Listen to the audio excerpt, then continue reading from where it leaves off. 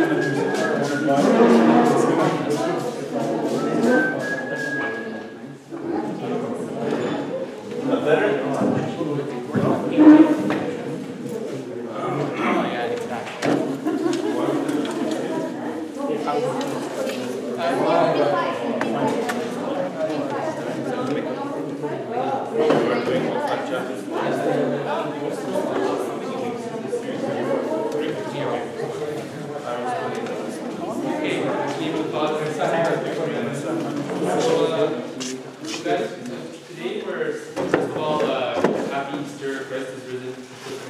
Rudy is risen. Rudy is risen. I wanted to say today we're starting a series about the book of James for 3 weeks, like a Bible study series on the book of James. So Paul is going to start us off this week, and then like every week there will be a different speaker, but I don't personally know yet who they are. So this is Paul. Hi guys.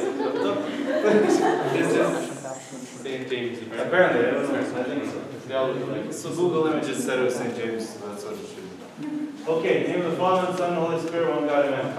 Feeling very restless, okay? So if I'm moving too much, just tell me and I'll stop moving. Okay, I don't know why. The Epistle of St. James, okay? Today we're going to do the introduction, the first chapter, and then somehow or another in 3 weeks or 2 more weeks, we'll be done the book. Don't ask how, by the grace of God. Why?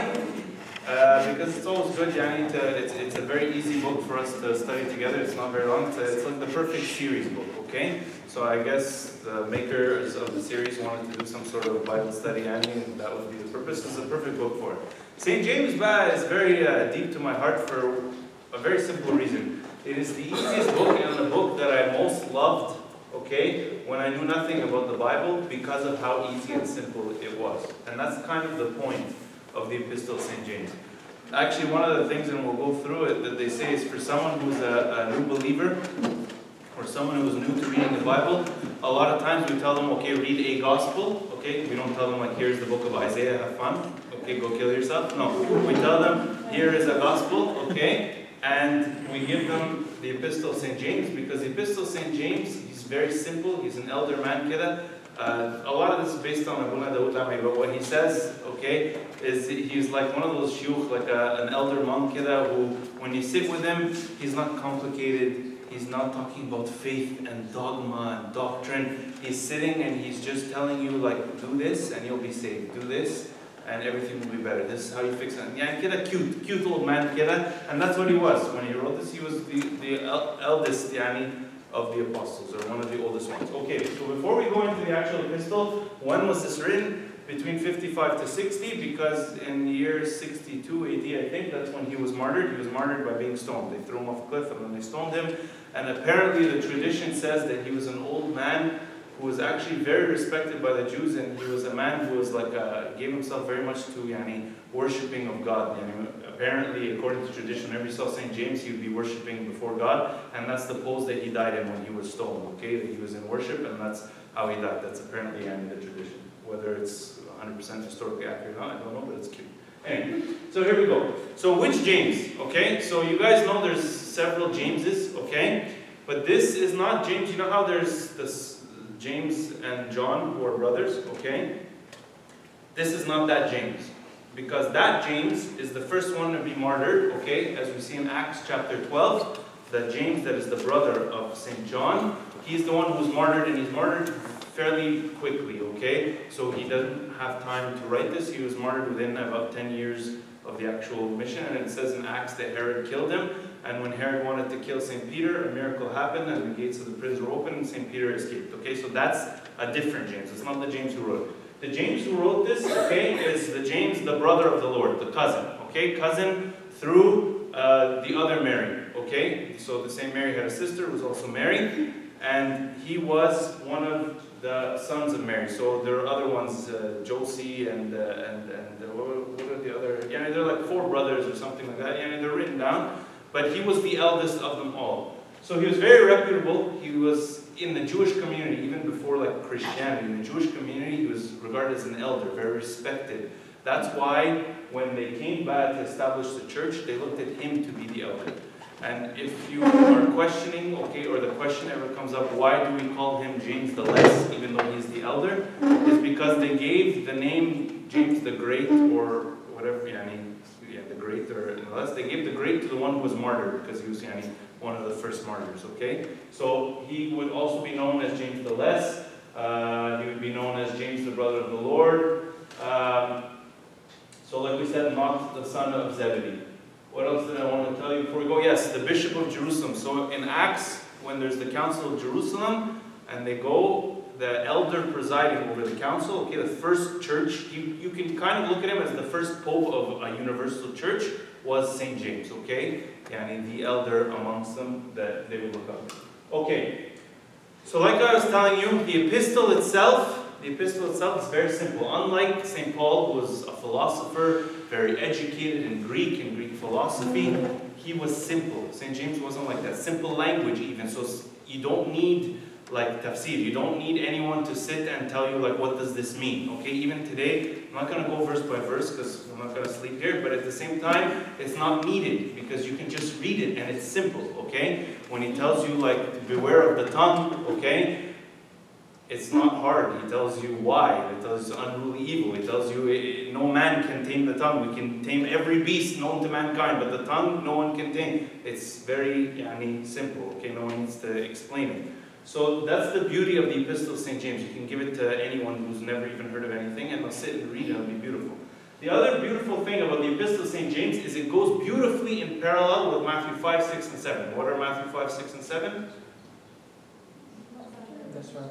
As I got it, the Sermon on the Mount, okay? And it's a beautiful parallel with the Sermon on the Mount. The other thing, that you need to know about the Epistle of St. James is when the Protestant Reformation came, okay? When the Protestants, you know how the Protestants, a lot of times they like to say by faith and not works, that it's just by faith. So they tried to kill this epistle. So early on, okay, well not early on actually, during the Protestant Reformation, 1600, whatever it be, they tried to kill it by saying that it's not legit, that it wasn't really written by St. James, that this should not be part of the Bible. And a lot of research was done until they found that no, it is legit, it's a legit author, and that it should be included. Why did they try to kill it? Because there is no epistle that defends the concept that faith without works is dead, like St. James. Okay, it's unequivocal. I don't know how anyone could read it and still have that opinion. Okay, there's no two ways, there's no part of deciphering, there's no interpretation. He literally says that. Okay, so it's not hard to see why. Early on people want to kill this epistle. Why was it written? And we'll see. He writes to the 12 tribes. Who are the 12 tribes? The Jews. Okay, he was a Jewish Christian, and he's writing to Jewish Christians of Jewish origin. Why is he writing to them? Believe it or not, the first and greatest and worst persecution of our ancestors or of our church was by Jews on Christians, on Jewish people who became Christian. That was the worst persecution that started in terms of Christianity, okay? Is that even Hebrews was written for that purpose as well. Is that anyone who was Jewish who became Christian could have been killed, was shunned, was many things, many persecution, trials, and tribulations. Okay, so here we go. This is just quick. We're going to deal with chapter 1 today. These are quick themes of the chapters. So let's go into chapter 1. Like I told you, we're not going to go verse by verse, although we're going 4 words at a time in the beginning, but I promise it won't be that way. It's just we're going to take a few concepts, okay? I'd rather that we not have to go verse by verse, and then take a couple of things that each person could try to remember. Okay, pick one of the 4 or 5 concepts that we're going to talk about, and take one for you. I'll let you know which one's my favorite one. Okay, so here we go. He starts with James, a bondservant of God. Right away, people are like, this is a problem. Why do people say this is a problem? Why can you imagine? What is he calling himself? Servant, right? So right away people come in defense and say, why servant? We should be called sons and daughters, right? Children of God. And this, we see this with St. Paul also a lot, is that he's saying that I call myself a servant because that is what I am. I'm not even worthy to be that, okay? So when I come to God and I tell him, here I am your servant, he replies back to me, no, you are my child. You understand? But the person who in pride goes to the Lord and tells him, I am your son, give me my inheritance, like the prodigal son, okay? He tells him, no, you need to remember where you came from, and that you left your inheritance, and that you are now a slave or a servant, right? But God in his mercy, his grace, and his love doesn't ever say that. That's, we will always be children, but that's the mentality that we need to have, is that we always go saying we are servants, and then we remember God's graciousness and God's love, and he tells us, no, you're not servants, you are children, okay? And if James, the eldest, speaks that way, that's the mentality that the whole church follows in, you understand? So from the top down, we all come in as servants, all right? So that's good. So, and that's why even in Abana Lezi, or the Lord's Prayer, we say, and make us worthy to pray, our Father, because the words our Father are not a small thing to say, okay? Many people have a hard time coming to Christianity, especially people that come from Islam, okay? Because of the word our Father. They say, how dare you? How dare you call him your Father? How dare you put yourself in the same conversation in terms of family? Father means your son. How can you say that? And that's how great Christianity is. That's how great and how gracious the sacrifice of Jesus was, is that he allows us to call him Father. And that's not a small thing. That's why we all say, and make us worthy, and make us worthy. And the reason for it is we need to remind ourselves, we're not worthy to say those words. Something great happened for us to be allowed to say those words. You understand? Okay, moving on. So, he goes on to say, my brethren, count it all joy when you fall into various trials, knowing that the testing of your faith produces patience. But let patience have its perfect work, that you may be perfect and complete, lacking nothing. If any of you lacks wisdom, let him ask God. Okay, so here we go. Trials. There's a difference between trials and temptations, okay? Trials are the tribulations, okay? Like losing a job, disease, getting into an accident that's not your fault, someone persecuting you. Those are trials, okay? When we look at trials in the world, people look at trials as negative, correct? But St. James is telling us, when you look at them with the eyes of faith, they are no longer negative, they are positive, okay? So he's saying, count it all joy. He's not just saying count it joy. He's saying count it all joy. Because we now, with the eyes of faith, we look at a kafsa, musiba, something that goes wrong, right? The whole world, okay, and they're like, ليه يحصل لي كده يا رب? But technically, if we have the eyes of faith, we're supposed to be saying, thank you, God. Why? Because he's saying, through this is how you get patience. Through this is how you get virtue. Okay? Like St. Paul says, I count all things as loss. Okay? All things as loss. So, one of the most beautiful things, remember when Michel Dimitri, I don't know, one Sunday was telling us about a saint called Crazy John, this Greek saint, okay? One of the craziest stories, well, not craziest, but one of the really cute things they used to do is go to the hospital in the children's ward, okay? And I don't know if you guys read this. If you haven't read it yet, please read it. I've yet to see one person that started and didn't finish it within like 3 days, okay? Everyone. People that hate reading, and I'm like, okay, read 3 pages of this and tell me if you stop. And like people will text me at night and they're like, I can't stop reading this. It's not going away. It's amazing, okay? So one of the things he used to go to the hospital, to the ward where there's children, disabled children that were shunned away, that were abandoned by their parents. And the thing he kept saying is, if people could only see that this was their ticket to the kingdom of heaven. If only people could see that this was their ticket to the kingdom of heaven. That made me realize very, very quickly that we're looking at trials and tribulations completely in the wrong way. If we look at them as tickets, okay, tickets to like a free pass to heaven, we'll accept them so much more readily, we'll be so much more patient.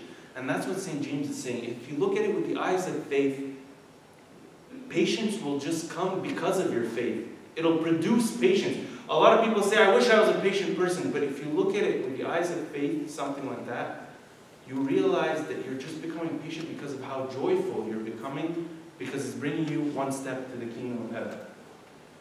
So now, he says, testing of faith. This is a really cool concept. Abu Dawud goes into it in very, very great detail, so if you want to listen to it, it's more detailed than this. But he says there's two purposes to every exam, okay? What are they? You could cheat, it's right there. Anytime you go through a test, okay, so we go through final year exams, midterms, whatever, there's two reasons, okay? But the earthly reason is the first reason that like compares with the spiritual reason of test, okay? So, a test tells me what level I'm at, right? So if you get 95% and I get 80, I know my level compared to you. Likewise, if you don't get over 60 or 55 or whatever the godforsaken program, I hate university, and I don't want to think of it again. But whatever the program tells you, okay, is pass. If you don't pass, okay, that means you are not at the caliber of moving up. So if you don't pass a 100 level course, you are now not worthy to go to a fantastic. So if we don't pass grade 1, we don't get to go to grade 2. So makes perfect sense.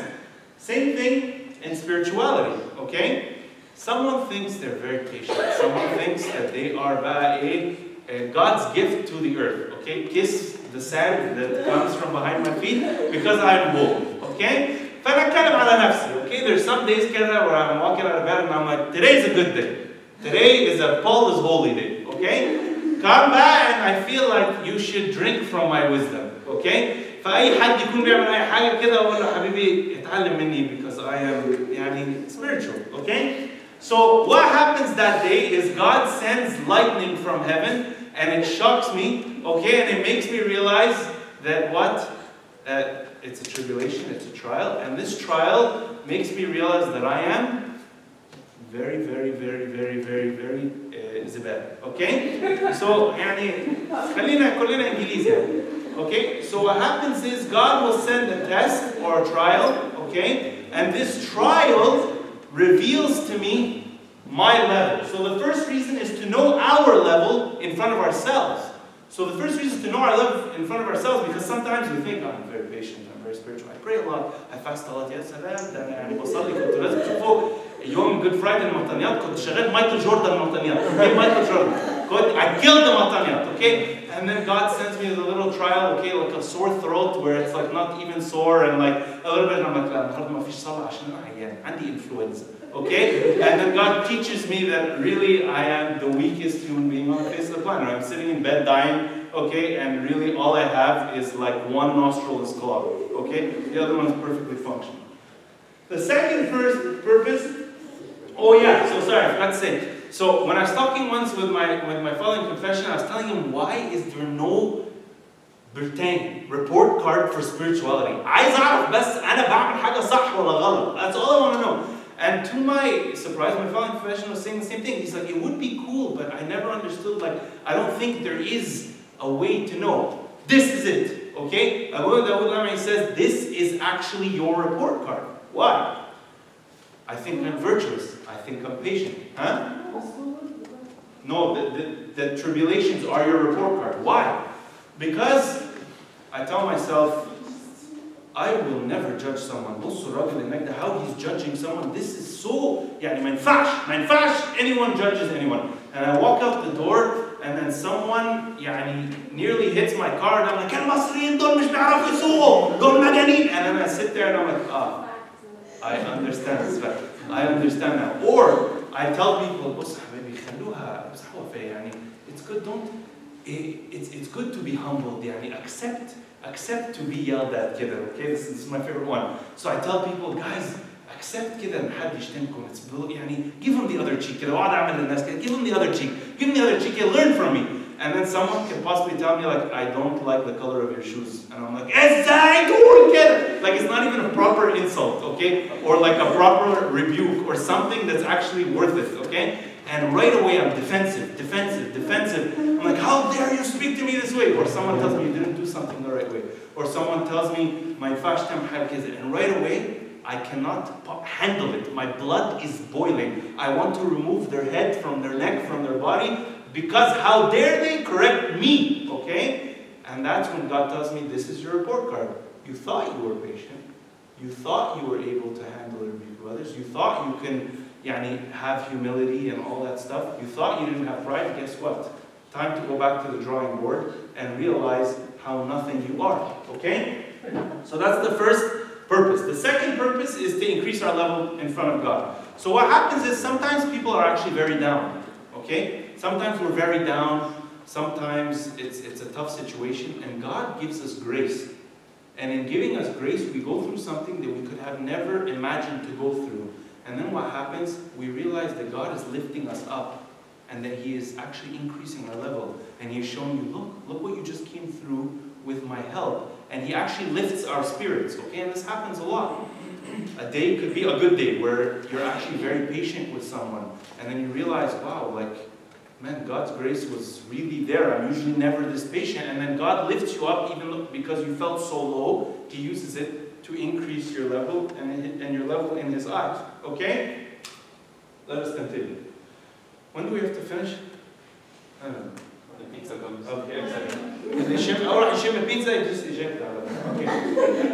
okay. St. James loved to destroy rich people, okay? For a good purpose. It's not because he had something to do with riches. It's because there was something going on that was wrong in the church, okay? So let's read. He says, let the lowly brother glory in his exaltation, but the rich in his humiliation. Because a flower of the field he will pass, because as a flower of the field he will pass away. For no sooner has the sun risen with a burning heat than it withers the grass, its flower falls, and its beautiful appearance perishes. So the rich man will also will fade away in his pursuits. Okay.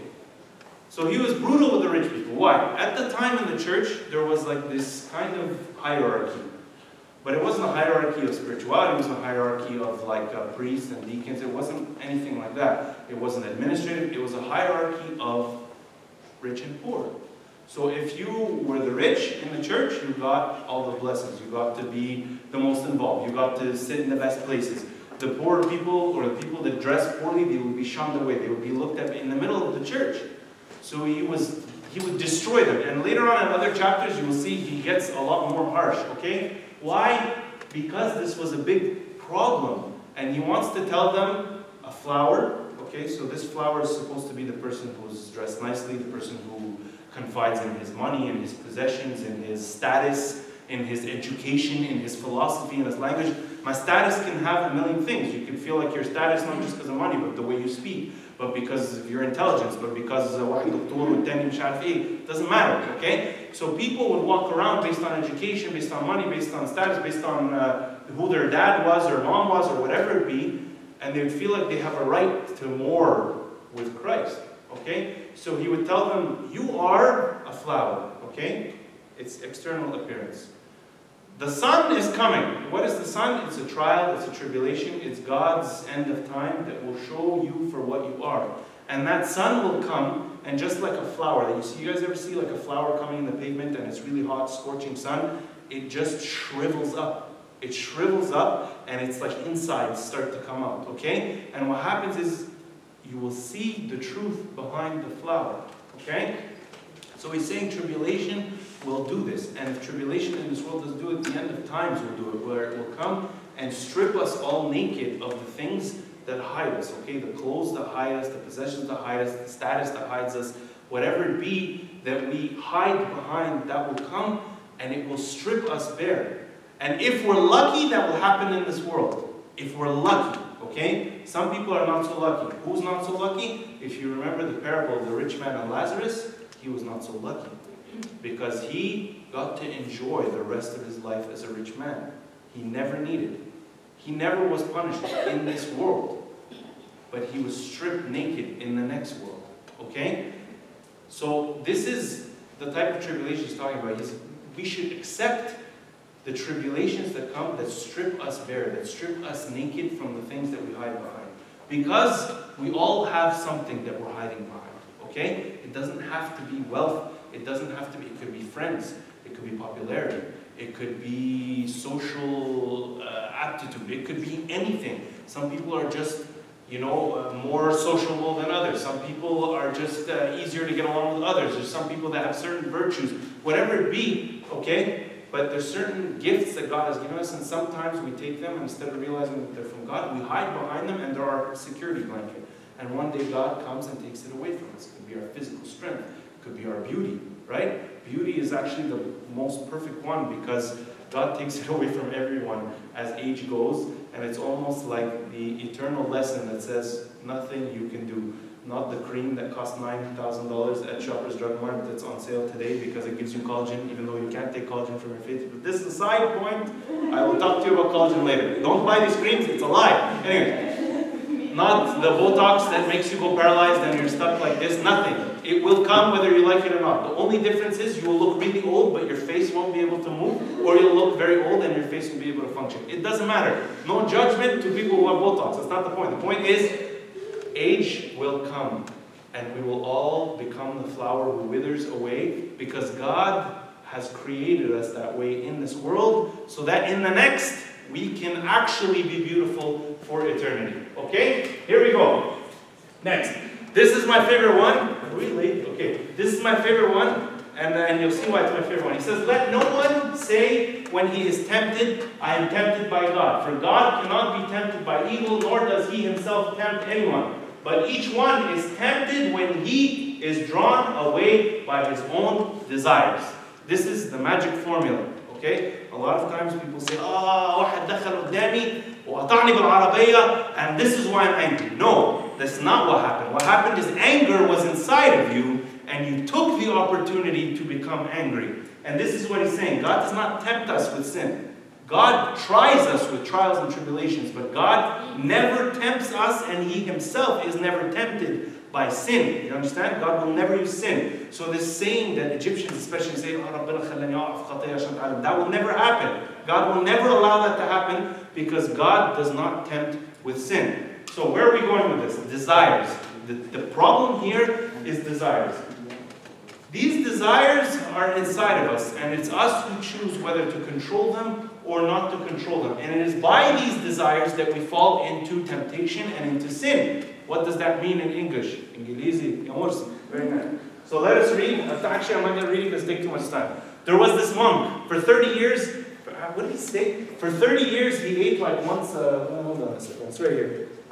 It was said of an old man that for 50 years he had neither eaten bread nor drunk wine readily. He even said, he destroyed all the passions. He says, fornication, avarice, vainglory. Basically, he walked around, this guy, 50 years, praying back in the desert, not eating, not drinking, very minimally, supposed to be very spiritual.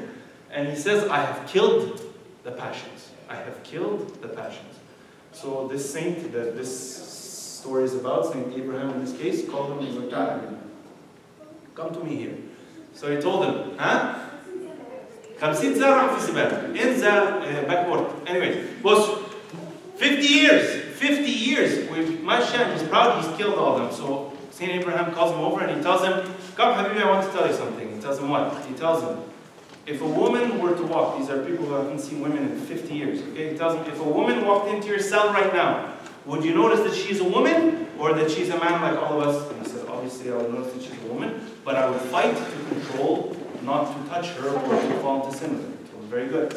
So if you're walking in the desert and you see gold next to the sand and the araf in the desert, okay?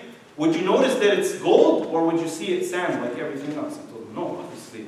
I was 50 years of fasting and prayer. He's, look at his honesty, at least in the answer. He's saying, no, obviously I would see that it was gold, but I would fight my desires to not touch it. He tells him, very good. He tells him, if you saw two people, one of them was cursing at you and mocking you, and the other one was saying how much he loves you and blesses you, would you treat them both equally and see that they are both equal in your sight? He's saying, no, I would favoritize more the one who was nice to me, but I would control myself not to be angry. He told him, then you have not killed the passions. Because the passions cannot be killed. They can only be controlled by the saints. So he's telling them, you cannot kill the passions. Okay? They don't go away until we die, and then we go to heaven, and then there's no more want. Okay? But we must learn to control our desires. Control our passions. Okay? Why? Because desire is innate. We have it by our sinful nature. And no one can say, I don't desire, because the last person to say that was the person who wrote all our Psalms. And in 1 second of seeing a woman naked, he fell into fornication and then murder. Okay? So no one can say I've killed the desires. They're always there. Okay? Regardless. What happens is, do we let these desires go openly, or do we try to control them through prayer, through fasting? This is why the church fasts. Through communion, through repentance. And then, do we keep giving ourselves opportunity for these desires to come out? Example, someone comes and tells me, I have killed the desire of any female lust, but I'm going clubbing tonight because I don't have the desire. It's like, enta habibi, not smart. Okay, why? Because that's not going to work. You're giving opportunity to something that's there. So don't tell me that you don't have desire to eat, and if I put an open buffet in front of you, you're not going to eat or fall into temptation. That's kind of how it works. So what we need to control is not just our desire, but we need to control our opportunity. Okay? Opportunity. And this is why all of you hate us, especially when you're younger, not so much now, but you hate us when we're like, no, it's best not to go to school dances, no, it's best not to do these things, no, it's best not to look at movies that have so-and-so, no, it's best not to listen to music with profanity and sexuality and all this. Why? Because you're giving yourself opportunity to fall into the desire that you cannot kill. If this man for 50 years didn't eat and drink like a human, and he still had desire, how much more if you give you and me opportunity will we fall? So this is why we control the opportunity, because we can have control more over the opportunity than the desire. Okay? Once we give ourselves opportunity, once you give a desire opportunity, what happens? There's temptation. Once there's temptation and we fall into it, there's sin. And once you have sin and you don't repent, you have death. And that's what St. James is saying. That it comes to the point where we die because we allow this to filter down. Okay? مفيش امتحان هبعت لك السلايد ما تخافيش عشان اجي لك كارت Okay, so wait, I don't want to take too long, and I just want to make sure that we... Okay, so I told you this. God does not use temptation, He uses trials. Very good. We talked about the temptation. Okay. Okay, so that God... So sometimes people say, but God put this person in my path. And this is really funny because this happened this morning, okay? And I actually started laughing after I did it. So, that you prepared this. Like 3 hours ago. Yeah, it takes like 2 hours. Don't worry. Hours. Not today, right? Anyway, fine. So as Abu Dawud Lam'i is saying, okay, he says, it's really funny, okay? So this guy, God bless him, the whole road is open, okay? It's 7:30 in the morning. I'm going to Cornwall. God forsaken, there's nothing there, okay? And I'm driving, and this guy goes into my lane and just slows down and is going, مبسوط. I'm actually like, at this point, I'm like, أعديها. No, مش هعديها. ده لازم يتعلم السواقة في Canada. I didn't even know what his nationality is. Probably more Canadian man. Anyway. So I'm going, okay, and Abu Dawud is talking about this exact verse. I promise, no word of a lie. And he's talking about, for the wrath of man does not produce the righteousness of God. He's saying those words, and I'm listening at him. I'm like, yes, Abuna, say it. I love this verse. And I'm honking, and I'm flickering, and I'm doing that flicker, you know, like to give the guy a seizure. Maybe they'll like swerve off the road. And I'm going straight, and I'm getting really close, really close. Like دلوقتي قربت أبوس, okay? دلوقتي Fast and the Furious Coptic Drift, okay? فمشغلين كده ماشيين Fast and the Furious Coptic Drift, وأنا flickering وعمال أعمل كده مش معقول until he didn't go away. So then I swerved to the right lane. I went super fast, and then I'm like, لازم يتعلم. I went back into his lane. I slammed the brake. I went at 92 kilometers an hour. He was going like 110. He had to slam the brake, and then I forced him to stay behind me in another car for like 10 seconds. Confession. I need absolution, please. It's terrible. Guys, public confession. This is public as it gets, okay? And I'm going. What's that? No, thank God. And sometimes I hide my cross. I'm like, I'm Muslim. Guys, I don't want to blaspheme the name of Jesus. At least I'm doing that right, okay? When in doubt, if you're going to drive bad, take the cross and put it somewhere else. Anyway, I'm just joking. Don't think it's very bad. It's very bad. This teaching is wrong. Are we videotaping? I feel like this is very... Anyway. Okay. So all this is... There's an important point here. I forgot what it is, but I'm getting to it. So I'm driving. And then I'm standing there, and finally I let him go, and I'm driving, and he's in the rearview mirror, and I'm on my way to work, and then I'm like, oh, and I'm like, Jesus, forgive me, I'm sorry, this is foolish, even though I know what I'm doing. And then I was like, for the wrath of man does not produce the righteousness of God. And then I realized, إن الواحد كده كلام جميل وحلو, but the desire to get angry, no matter how patient I am, no matter how patient someone may think I am, no matter how meek and quiet and lovely, يعني ده ولا الكنيسة كده, أنت عارف كبرت يا جماعة حرام عليكم ما أعملش حركة زي كده يعني. Okay, the desire is always there. The problem is how willing am I to destroy everything, okay, and just ignite the dynamite and blow everything up. Okay? So we need to watch out, control it, control the opportunity. Glory be to God forever and ever. Anybody have any questions? No? Okay, same question. I've been instructed to never come to church again.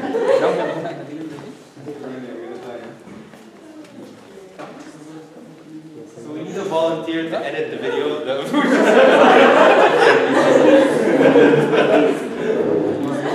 Service يا جماعة,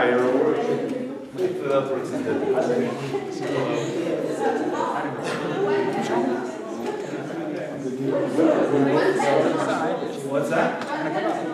No. If you want to drive 110, you stay in the right lane. That's all it is. You don't seem repentful. I'm very repentful.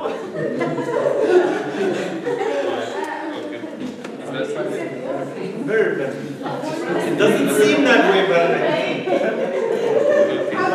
Like if the same thing happens tomorrow, what do you do? 124 or كده يعني.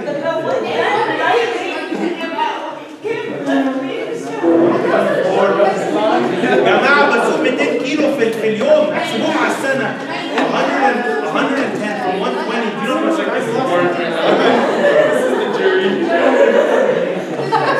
I hope Jesus is more forgiving for you guys. I'm in so much trouble.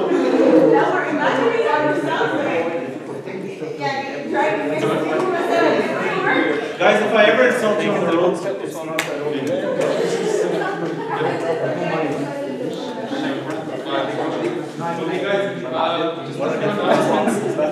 If you guys can give us a hand, like with Mary, to just put these tables, to unfold the tables and put them for Sunday's breakfast. It will take us like 2 seconds and we're